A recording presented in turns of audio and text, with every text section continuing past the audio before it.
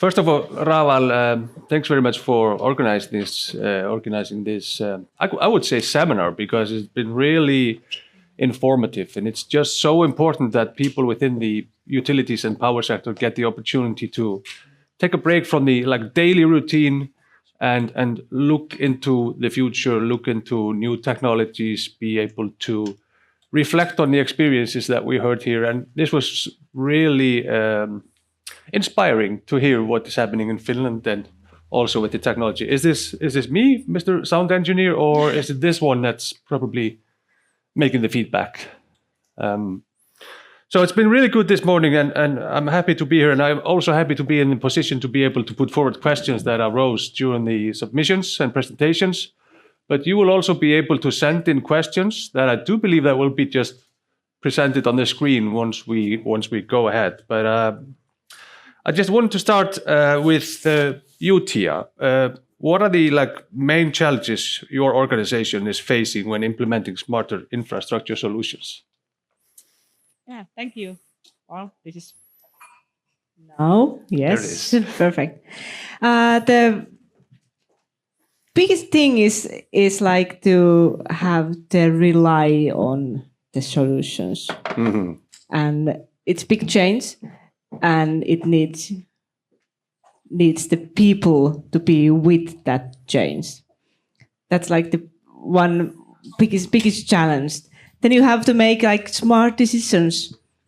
That if you are, that's a little bit your fear about you're choosing wrong, and then the next year you are choosing again. So that's something that you have to count on also what you are getting, and that it's developing and it's going somewhere. You don't want the one solution things to get them. We probably all want to be where in the curve, where the technology is already established, but by that point you may have missed the train. Yeah, exactly. You should be a little bit early, but have the right choices and the right people there. Yeah. Nina, I'm glad that you could join us. You probably should point the microphones just towards your face, so not towards the speakers. That we have some engineers in the room. They know why this is happening. But Nina, you are with Landsnet, and you are very much in innovation, and you came directly from school to Landsnet. So I wanted to ask you, can you share a recent example how data or IoT has improved efficiency or sustainability within the Landsnet transmission systems? Yes. Does this work? Yeah, yes, it works well. Hi, thank you. We at Landsnet have been implementing some smart grid project. So we have been implementing also IoT solutions, but we have not finished implementing them. But regarding the data, we have been using real-time data, real-time monitor data as an input to this wide area control system that we have, which is basically the smart grid, to make faster and smarter decisions when disturbances in the system is happening. So we do that by, for example, controlling generators fast or industrial load in the system. And so instead of waiting, for example, for the frequency to reach critical limits, we are instead trying to capture it before it happens, and thereby, increasing the stability of the system. Mm-hmm. And how do you manage to deal with the people that say, no, this is too risky, we don't know this technology, it's going against reliability and so on? How is the discussion going? Yeah, good question. It's an unexpected one, so she wasn't prepared. So I'm sorry for that. No problem. I guess I'm just probably too new to answer this question, but I think it's probably important that Landsnet has decided to go into that direction. And so we have people that are very much on board and are, færa rök fyrir. Put forward the argument. Putting forward the argument and going through with the projects. Those digital and smart grid projects. Yeah. Mm-hmm. Sunna, you are with HS Orca, very much focused on like the traditional established big investments and new projects. But I wanted to ask you from your perspective, how do you see collaboration between utilities, tech providers and regulators? And how can we accelerate the innovation within the Icelandic sector? Think you finish. Is it? Can Yeah, you hear me? Yeah, it's you working. can hear me. Okay. No, I think it's. I actually think that Johan Paul touched a little bit on this in the beginning of his sort of lecture or his speech, talking about how we have common goals between the utilities, the tax, and the regulators, and it was really good to hear that he was talking about simplifying the processes, and I think that's one of the keys to accelerate innovation, R&D work. If we can sort of have a common goals within those sectors, in the energy sectors, simplifying the processes. And also when I think about it, actually when I joined HS Orca, I thought sort of the DNA in the company was innovation. But it came to a surprise to me was that the company wasn't really seeking any grants. So I think actually the industry can do a little bit better in that field. Maybe the smaller companies doing the smaller innovations and the entrepreneurs are doing that. But I think on a larger scale, we can do a little bit better, both in Iceland, but also in the European sectors. Yeah. We can seek more grants to accelerate the innovation and the R&D. Yeah, and of course, many of the grant schemes really are put up in order to facilitate cooperation between different member states of the EU, for example, or different sectors. So Absolutely. But I think we can do a little bit better in that sense. yeah. So Valentin, it was really interesting to hear your story about trying to apply the AI technology, and I could very much relate to that because I'm with Samorka, which is the Federation for the Power and Utility Sectors in Iceland, and we read a lot of reports, and we're trying to make use of the AI as much as possible, and we had the AI go through a report to try to summarize for it. But we have very sort of determined people working there, and they had already read the report, and the summary from the AI came up with the 2 or 3 points that weren't in the report. And we went again like, that's not in there. Yes, it's in there. And we had to discuss with the AI. I can't even imagine how that can be done. So I could relate, with what you were saying. But from your experience, what's the biggest untapped potential of Internet of Things in the energy and utility sector right now? Yeah, we see a lot of customers doing like IoT technology or digitalization in the not only energy sector, but in many sectors. And a big challenge I see is always it's the silos that companies are creating. So companies are creating one specific solution which solves one specific problem, and then there's a second specific problem popping up, and with a second specific solution, and they end up with like a specialized solution which cannot be used for anything else but just to solve one problem. And then the technology market is moving and evolving. Companies are getting out of business, new companies are getting into business, and there's also a risk that such a solution is maybe suddenly not available anymore, and you have to change the existing solutions. Yeah. Before I follow up on that, are there any questions from the room that you want to throw at us? Please do so. There's no question that's stupid that it cannot be brought in here. I don't know whether they will put your names side by side with the question, but please shoot on us. But when working with the companies, what's like the most common mistake that they make when trying to take some steps and adopt new technology? They're very often too fast.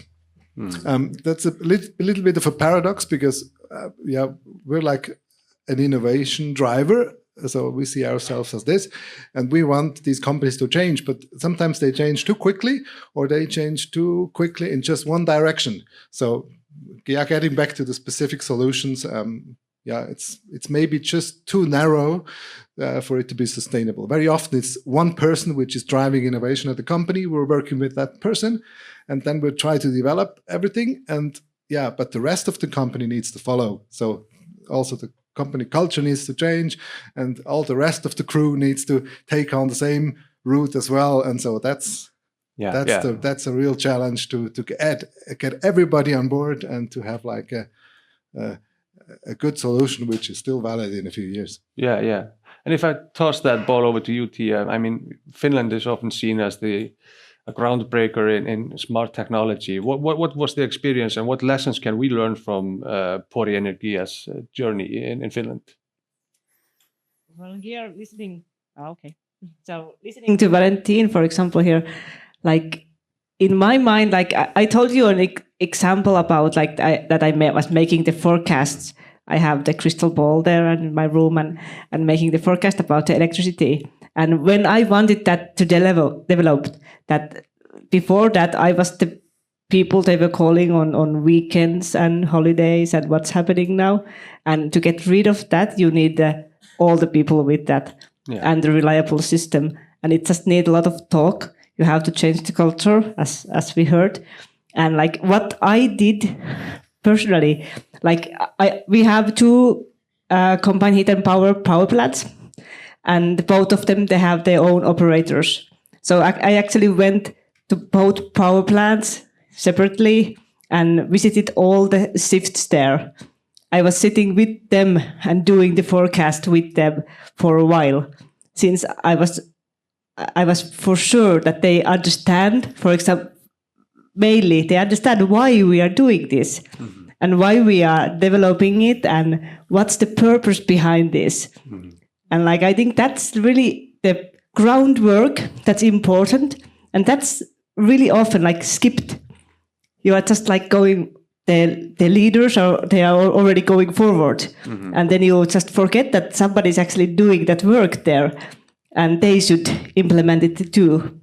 And yeah, you have to slow down in a way and get everybody with there. And that's really important that you are, well, I find that was the best solution for me, that I went to see the operators personal. I was with there doing that forecast with them.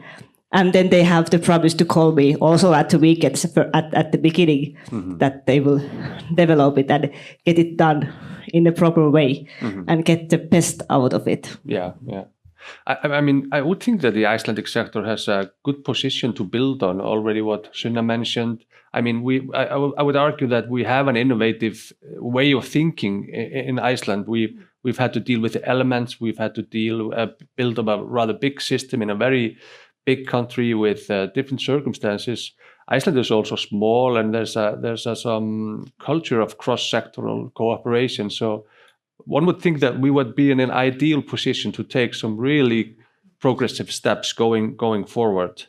But we also have to connect with the scientific community and the schools. And Nina, it's not that long since you were doing your final project, in school, and you brought it into the industry. So I wanted to ask you, what was it like in school? What are your main takeaways from the master project around smart grids, which is now being implemented in Landsnet?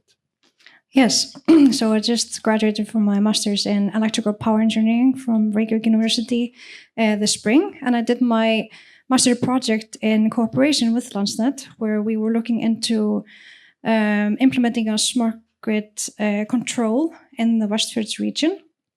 And first we were just looking at can it be done, and what would be the benefits? Can the smart grid be faster than the local protections in the region?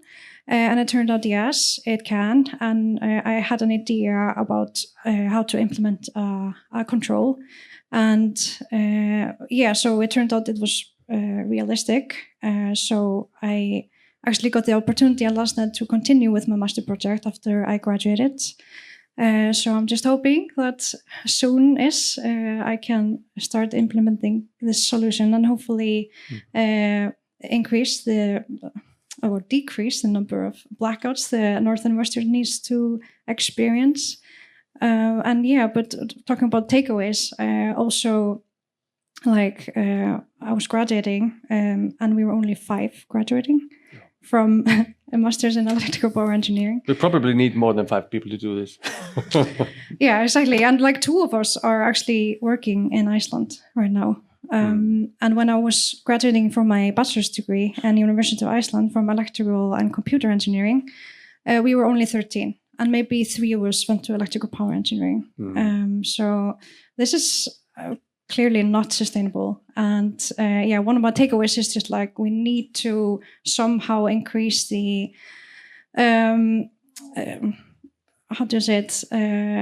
increase the áhugi, interest in this field, and make it more both accessible and also interesting, so people decide to go into the field.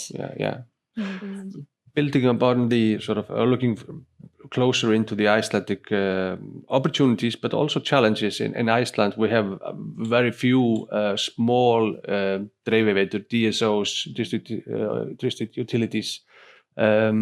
But you also have a number of small DSOs also in Finland. Has there been cooperation in Finland between the DSO in trying to innovate?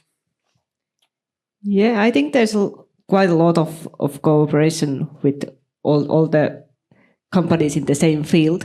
Like, for example, the Energy Association has a lot of meetings and education for the companies that are taking part of there. And we are connecting quite good, I think. Like, and we are seeing each other like not like every week, but every half a year at least. And like, you know the people. Finland is not that big country either, so you know the people, and also the area is the energy field is in a way small. Soon, if you are going like happenings like this, you will soon know like everybody almost, and then you have the phone numbers to call, and you get the easy access to ask like, what did you do, and learn there, and not make the same mistakes again. That's like the really and you actually have the connections with the right people there, or all the people in the field. Yeah. That's really important, and of course, connecting. Through Finnish Energy also, right? Yeah. The association. Yeah. It's associated. Then there's some different also, but more like targeting in special area. And also it's of course important to contact in the European area, and of course the worldwide. But like first the Nordic countries that are more familiar. Like, well, this is now my contacting to Iceland, so it's really nice to get to know something about here. Like mainly before I have been visited the Sweden mainly about the energy area, but it should be more like, and also it would be. And nowadays, you don't always have to travel. It's just like all the internet Teams meetings, they have developed a lot. So it would be really easy to contact without actually traveling also. Yeah. So am I missing any questions? Oh, they are here? Yes. Oh, a lot of them. I thought they were coming on the screen. But we have or so, right? So... Okay, let's put a question to Valentin. At what level would you trust an AI to make operational decisions based on Internet of Things inputs? If not, do you see it happen in the foreseeable future? Yeah, that's a great question. That's a very tough question. We're not using that at the moment, and I've seen a few systems doing that fail so far. There's a big risk of taking like AI decision to turn them into real consequences. So we were involved in a project where that was used to optimize the energy consumption of a building, and then that AI was suggesting some adjustments in the building automation control system, and so that the adjustment was not good. So no. So and what happens? It's a bit of a danger if you put that into effect right now, because then people tend to say, okay, AI is bad and evil, and so we will just kick that out again and switch it off and never come back to it again. But I think if you use it now in a sandbox, in a playground, then it's very interesting to see what can happen, but it's not production ready. Yeah.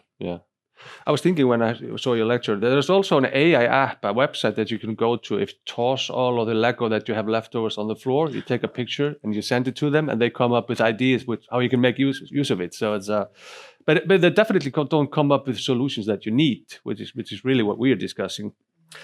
A question for Tia: how is Finland using battery energy storage systems as a smart technology infrastructure? Are you using them, or how can you reflect on this?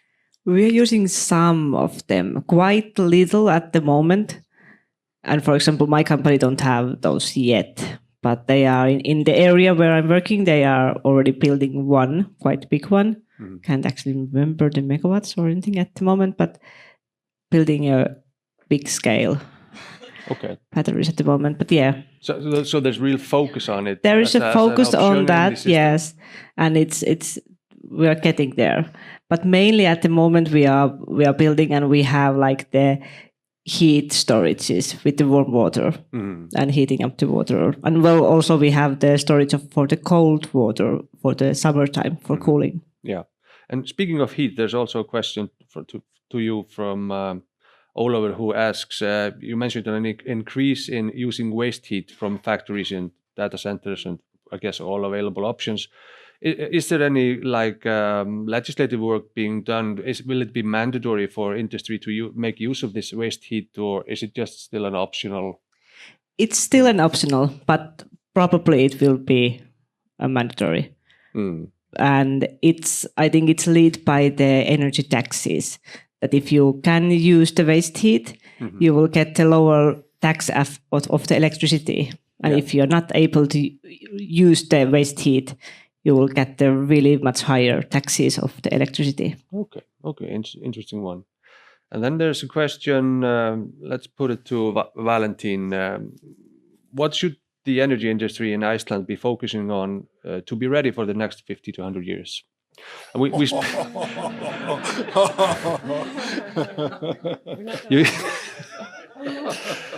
Just send us an essay about it when you go back home. Give me a few years to prepare an answer. Yeah.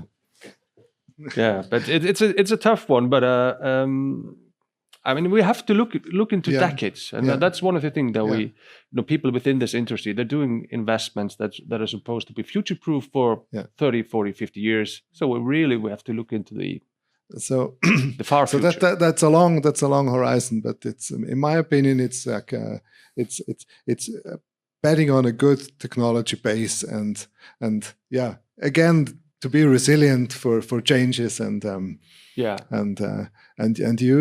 use complementary technology, and also you can use two things for the same thing, and just to be ready when something happens. That can be like political changes or other changes that technology is suddenly out of reach or has a different licensing model and cannot be the best choice at that point. So it's so it's interesting from a business perspective that you're now joining two different sectors. You had the traditional power sector, which I think Nina has also a take on this. Yeah, I'll put it to her in a minute. But I mean, you're going from established sectors like the power and utilities, who think in decades. They have used historically proven technologies that are meant to last and are not going to change. And then you're combining with the tech sector, which works in few years. So balancing those two is really complicated. But sorry, Nina, go ahead.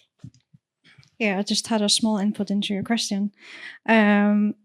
Just my personal opinion that I think we are doing too much of the "þetta reddast," everything will be okay. Yeah. Because there's so much going on regarding digitalization. And I think we need to really think, like I said, 50 years ahead, where we want to go, what are we going to do, set realistic goals, and what can we do to achieve it? Because, I feel like now we're just like, we're very excited and we're going into this direction. But then we're just slowly seeing that, okay, maybe we don't have enough resources. We don't have maybe a clear goal where we're going to end. Realistic goals, and do we have the resources to do what we want to do? Good. And maybe just to add on that, I also think that, in the industry, in the energy sector, it came to a surprise. I've been there for 6 years almost, and we see a lot of development in digital and technology, AI, for example. But then we are doing what we are doing in geothermal, we are doing drilling. Mm-hmm. We're drilling a well. And that's, sometimes we feel like we're 50 or 100 years behind in that kind of technology and the research there. Mm-hmm. We're using old equipment, old valves, old, devices. And it feels like that we are far behind in that. So I think there is a lot of, but again, that's most probably because of cost and time it takes to sort of develop and doing a research on those things. But I think it's a little bit of we are far in the AI, but then we are 100 years back in some of the area. And you are active in a number of projects that you're going forward with. Absolutely. Yeah. I mean, are you incorporating those technologies with? I mean, what projects do you have? It's three or four projects that you mentioned when we were preparing. Yeah, absolutely. So we're basically completing the one in Svartsengi at the moment, and hopefully next week we will sort of complete that project, meaning that the turbine will start to generate early in November. Then we are, drilling in Krýsuvík. We've actually drilled one research well in Krýsuvík. We did that this year, and we are hoping to drill more wells next year. So yes, are we incorporated those technologies? Yes, in a way. But again, I think we have a lot of opportunities in the drilling sectors. Mm-hmm. Okay. Absolutely. Okay. I think we're about to conclude now. It's been really interesting to talk to you and hear all of the presentations. I'm sure that we will continue the talk afterwards. There's probably someone from Rafal who will close the session, right? Thank you very much. Thank you. Thank you.